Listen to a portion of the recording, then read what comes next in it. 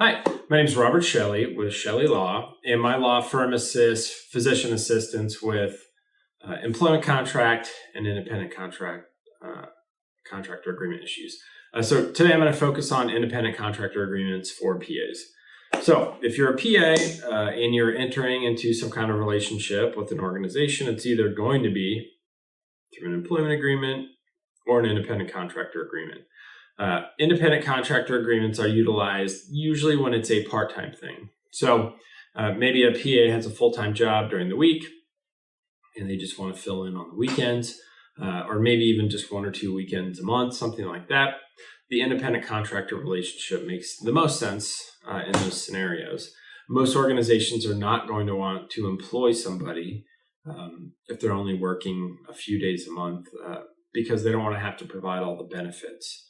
Or pay employment tax on anything that they're providing to the PA. So if you're employed, the employer will provide costs for your PA license with your state board, DEA registration if needed, associations, societies, and then the kind of HR benefits, health, vision, dental, disability, life, retirement, and then malpractice insurance as well. If you're an independent contractor, you're going to have to pay for all of those things yourself. Now, you can deduct those things as business expenses if you have set things up properly. So you need to create an LLC, you need to get a tax EIN from the IRS, you need to create a bank account. I would suggest meeting with an accountant to go over kind of all the things that are needed to create a proper LLC. And then you can run all the income and expenses through the LLC.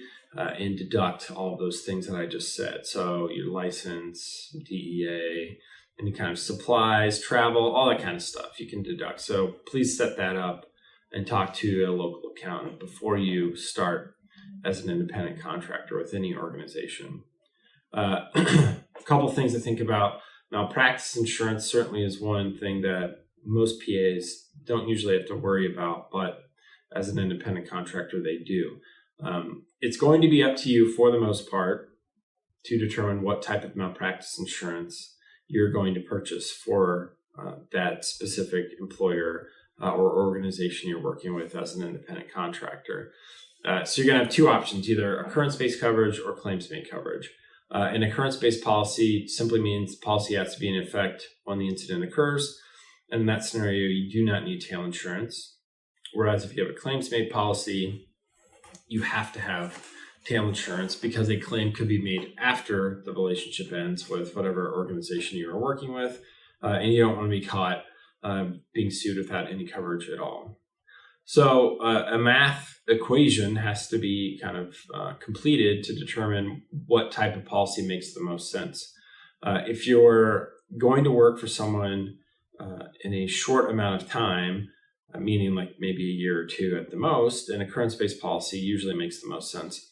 Now, an occurrence-based policy is a third more than a claims-made policy, but tail insurance is twice what your annual premium is. And I'll just use an example briefly. So let's just say your coverage is, your underlying policy is $1,000. So if you had an occurrence-based policy, it'd be, $1,333. But if you had a claims-made policy, it'd be $1,000. But when you left, it would be twice what your annual premium is, so $2,000. So let's say you stayed with someone for 2 years, you'd have $1,000 for year one of a claims-made policy, $1,000 for year two, and then $2,000 for the tail. So it's $4,000 total. Whereas if you had an occurrence-based policy, it'd be $1,300 plus $1,300, so $2,600. So you'd save, close to $1,500 if you're only with, are working for an organization for 2 years, if you took the occurrence-based policy versus claims-made. If you're going to stay somewhere for a very long time, claims-made policy many times will work out to be better in the end. But if you're an independent contractor, there's no way that you can expect to be somewhere for a long period of time. It just doesn't happen very often. So that's one thing you really need to think about. The next thing is the restrictive covenants. Even though you're signing an independent contractor agreement, it's very likely that whoever you're working with is going to put a non-compete in there. So you really need to be careful about what the language is in the non-compete. So even if you have a full-time job somewhere, it's not going to force you to give up that job after the contract ends.